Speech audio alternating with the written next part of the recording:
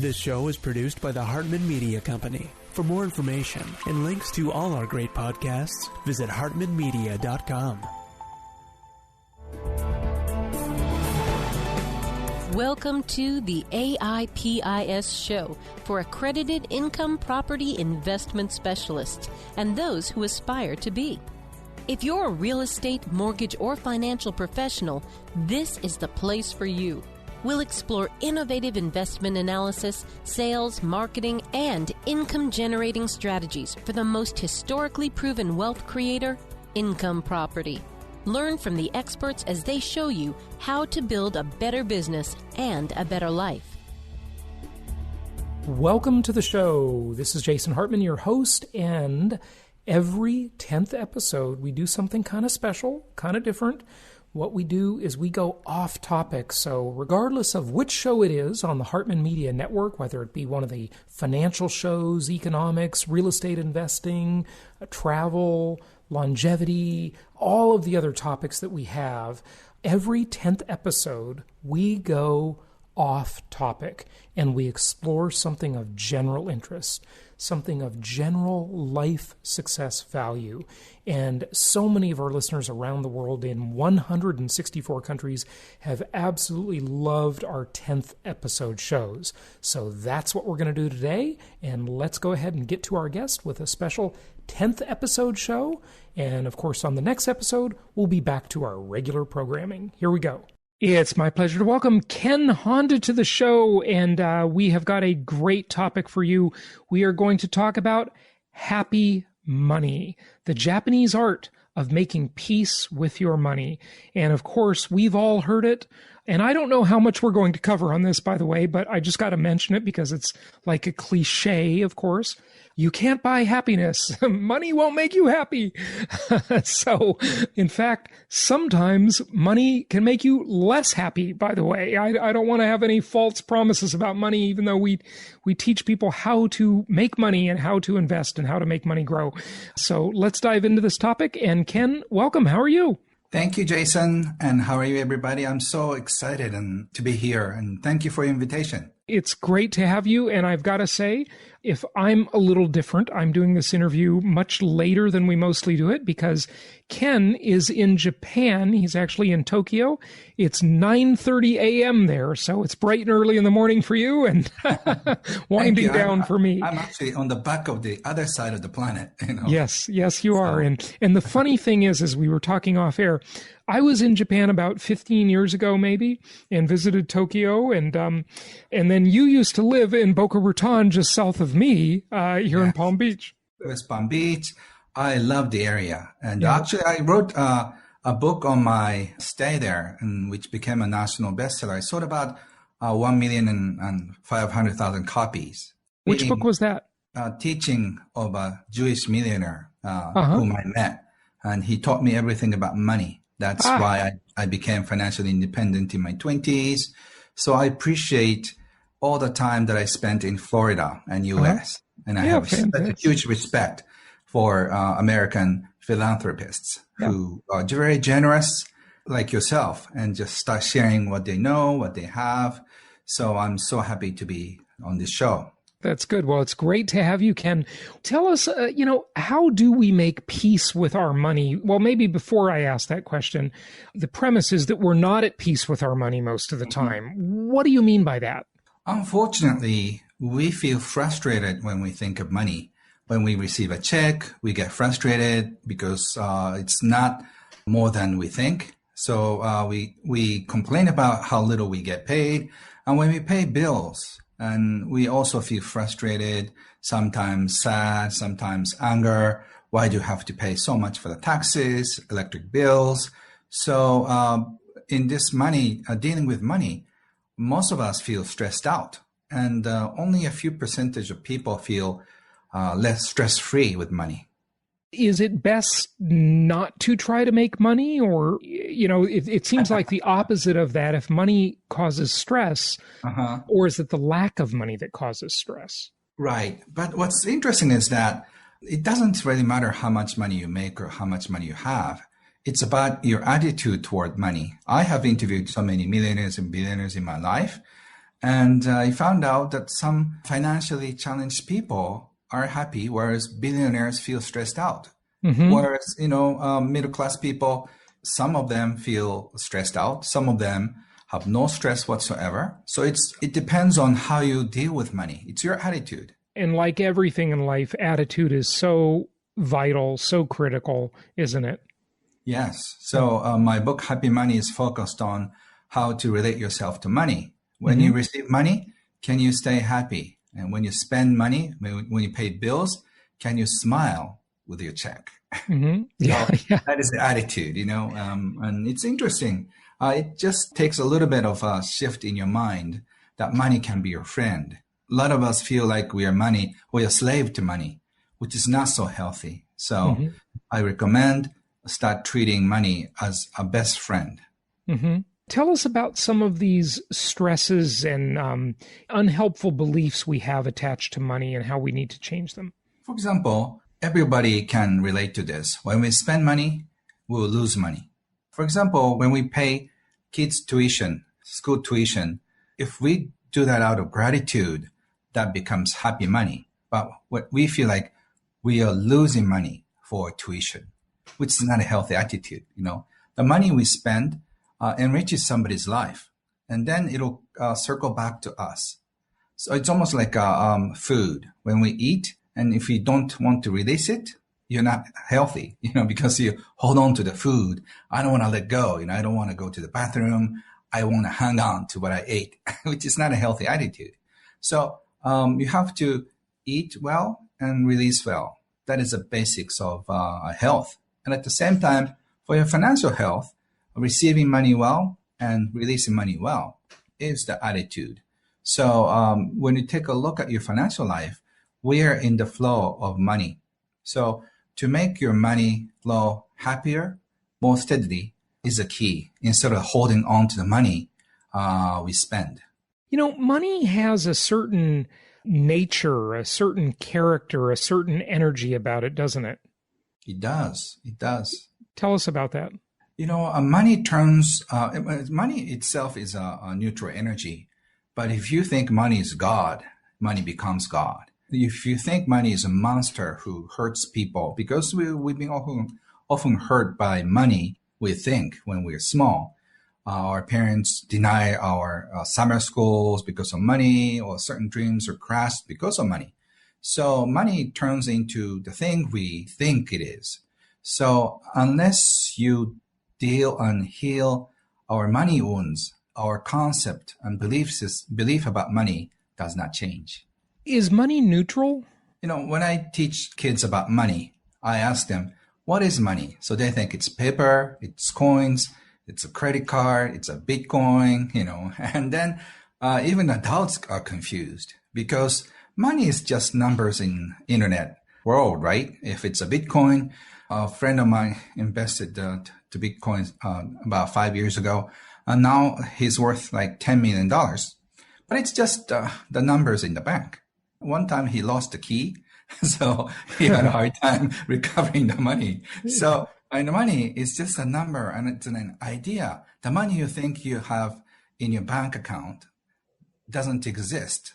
When you go to a bank and ask for cashier to withdraw, it shows up. So money is just a very fuzzy energy and numbers. So when you think of it, we think money is a solid thing, but it's just a neutral thing flowing on in the world, and we cannot see it.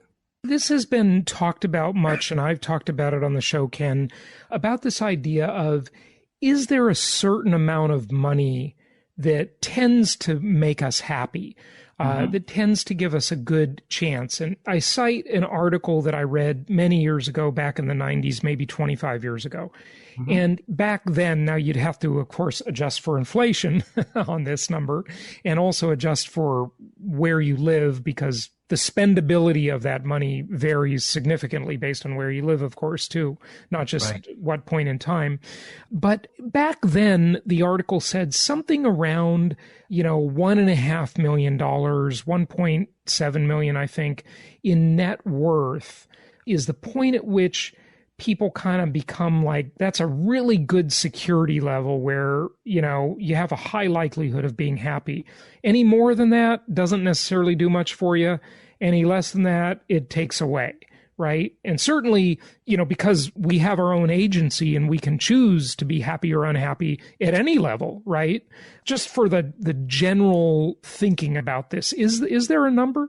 Yes. Actually, I talked about this in New York with the publisher editors, and I said, maybe in New York, you need at least $50,000 or $100,000. But what is this, an annual income? Annual income? Yeah. Yeah. But if you live in a countryside, you need probably like $25,000 and you can make a decent life. But I think if you live in North America, for example, I think at least $30,000 or $50,000 will guarantee the basic comfortable level life. And there's a statistics in North America.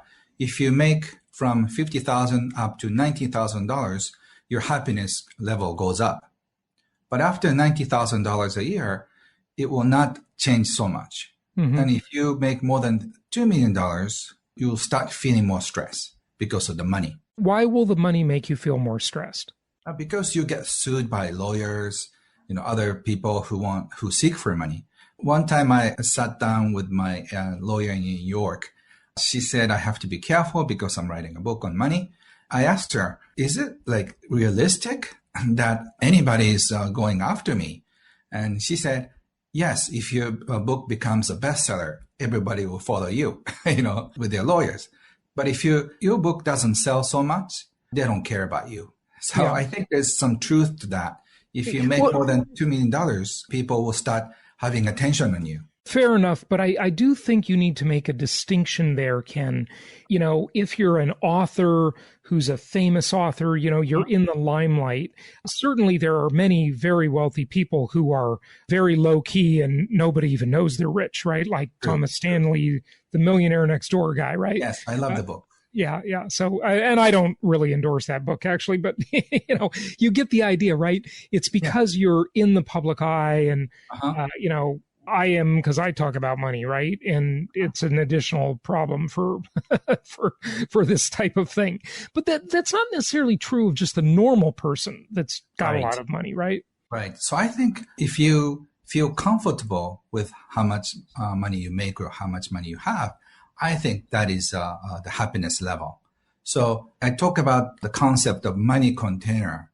We are born with a certain size money container. Like Bill Gates and those people, like, Elon Musk, they're born with a bigger money containers. Whereas like regular people, we're born with a regular size money container.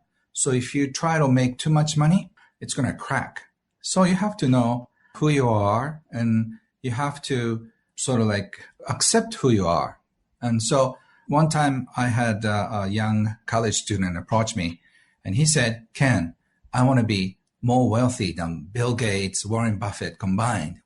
Do you think I can do it? And I said, yeah, technically you can, but don't go for it because that will probably make you very miserable. Do what you love and make comfortable money. That contributes more happiness to you than just, trying to become the richest person on this planet. The money container concept, I mean, would that be equivalent to saying some people are just more ambitious than others? Or what do you mean by that? Not necessarily ambitious or not. Some people are good with money. Jason, you've seen people. Some people are sort of like have a natural gift around money or finding the right good real estate opportunities, where other people, they don't notice opportunities. So something like that. Some people are good with money. It's interesting. I give family counseling, for a family of 4 or 5. And even if you're born and brought up in the same family, brothers and sisters can be so different. Very different. Yeah. Brother is super good at money, but his sister doesn't necessarily do well financially. Right. It's because their gifts are different. And some people become gamblers, others become stingy, type of person, which fascinate me because, I think when we were born, certain characteristics are there. And of course you can change it, but I think it's with other things like your height and your just health and all the Hereditary things. Yeah. Yeah. So I guess certain things are already decided when you're born. So you can, of course, change it, but don't stretch yourself too much because it usually kills your happiness and peace of mind. Well, I certainly agree with you about siblings. I've always noticed they are very, very different. And I think that's just, nature's way of diversifying the gene pool. If it's two siblings, they'll be complete opposites. One will be, super dependable business person, and the other will be a flaky artist type. And I guess that's the way of saying the world needs both. And nothing against flaky artists. A lot of them make great art, but you know what I mean. Yes, exactly. And I think it's almost like there's this irony and also mystery that we tend to marry the opposite side. Mm-hmm. Right? My wife is an artist. She's a singer. So she doesn't care about money at all. She's a money indifferent type. And I've given a lot of family, a couple counselings too. And I often find out that a guy is a moneymaker, compulsive moneymaker type who marries to a spender type. So they're always fighting because one person, or could be she, is making so much money, but the other loves to spend. So, they always have a hard time paying the bills. Yeah. Well, they balance each other out if one makes a lot of money and the other spends it. Yes, it does. Can't be all bad, right? Tell us more. What are some of the other principles of happy money? So I learned mostly from my mentor, Wahe Takeda, who's called Warren Buffett of Japan. He was one of the wealthiest individual, and he was a great investor in real estate and also stock market. And he taught me everything about money. That's why I could achieve financial independence in my early time. And he said the key to money is appreciation. He said, what you appreciate appreciates. What you appreciate appreciates. I like that. Yes. Arigato in, arigato out concept. When money comes into your life, accept it with appreciation. When money leaves your life, also thank the money for being with you. So by doing this, you start seeing yourself in the circulation of gratitude. And I thought it's a spiritual practice, but it's not. I divided my consulting clients into two categories. One, I said thank you all the time and brought some gifts to them. And the other group, I did nothing for the test, right? And 6 months later, I got so many referrals when I just took a good care of them by saying thank you so much for the business, and brought some small gifts like tea, herb tea, and book and stuff like that. So when you feel somebody appreciated you, you feel good about them. So you want to do something nice to them, back to them. So appreciation is really the key to abundance, and it works miracles. I wrote a book simply on this subject. On appreciation. Yes. Okay. Because it really opens doors to new opportunities. I like what you said about appreciating money when it comes in, but also thanking it when it leaves, thanking it for being with you. That's a really interesting way to look at it. That's harder. But when you pay something to somebody, that means you're getting some kind of service or goods in exchange for money. But not always. Sometimes you just get ripped off, right? That's true. Yes. Yeah. But you're getting learning experiences, as my mentor said. Okay. Yeah. So oftentimes you can appreciate this exchange because at the restaurant, they may serve you, or you get electricity for the money. And then you have a choice. You can complain about it. You can thank it. For example, taxes is a big thing. I said to Wahe, I understand your concept, but I have a hard time appreciating the government because they're wasting my money. And he said, do you have a choice not paying the taxes? I said, no, probably not, Right. And so he said, if you don't have a choice, it's your choice. You complain it, you appreciate it. And he said, I know they're not using the tax money right, but at the same time, your money is used to pave roads, pay for the police people and hospitals and kids care. So your money is doing some good when it gets handed over to government. Right. So since then, I started appreciating about paying taxes. So I'm one of the very few people on this planet who love paying taxes. Uh-huh. That's Because funny.